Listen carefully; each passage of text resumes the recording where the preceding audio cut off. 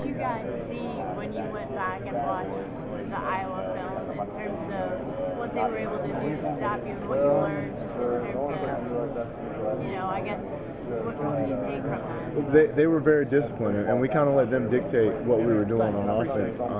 I think they were playing with Nesbitt a little bit with the reads, and instead of being assertive, and going after it and making them make a decision, we were letting them dictate a little bit too much what was going on. But I think it's something that we worked on in the spring. We learned from it, obviously, and they were a very talented defense. They had guys who were going to play on Sundays all over the field, and so it was a tough game that we learned from. In regards to Nesbitt and just how much better he's gotten, where do you see him making the most progress from? I guess if you could just talk about his maturation process to where he is right now.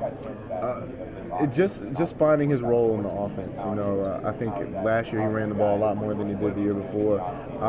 Partially because he knows that teams are going to try and take away. Teams were trying to take away Jonathan last year, and they were trying to take away the pitches because of the home run threat. So he had to put the team on his back a couple of times and just run it down teams' throats, and he was willing to do that.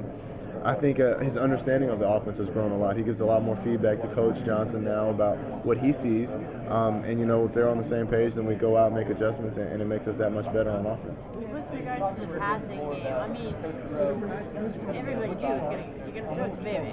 Yeah. The majority of the time. Do you think that by getting the A-backs more involved, you guys can be a little bit more creative and also just keep defenses on their toes a little bit more because maybe now they don't know what you guys are going to do with it? Definitely. I think it's going to be more of a receiver by committee this year. You don't replace all the yards that Bebe had last year with just one person. So Stephen Hill and Tyler Melton are going to do great jobs out there. I mean, Stephen's a heck of a talent that you maybe not have seen as much. And Tyler's poised for a big year. And the A-backs, myself, Embry, Marcus Wright, and Orwin Smith is going to be out there too. I think those are we're guys who are very capable of catching the ball, and I think you'll see a lot more of it this year. Who do you think is going to be the biggest surprise, the newest face that Georgia Tech fans will be introduced to this year? The newest face, offense or defense, or just on offense? One of the guys, the freshman who impressed me a lot this spring was Isaiah Johnson. Okay. Isaiah had a great spring. He was a guy who showed his athleticism. He flew around, and he'll come up and hit you. He made some great plays for us this spring. But I think Logan Walls is poised for a big year. And a lot of those guys on defense who are moving into different positions that help their talents a little bit more. I think you'll see a number of new faces that you'll Is that weird for you guys offensively going against that defense now? A little bit, because it's not the defense we're going to see week in and week out, most likely. But it gives us an opportunity to go against a defense that we struggled against a little bit. Wake Forest ran it against us a little bit.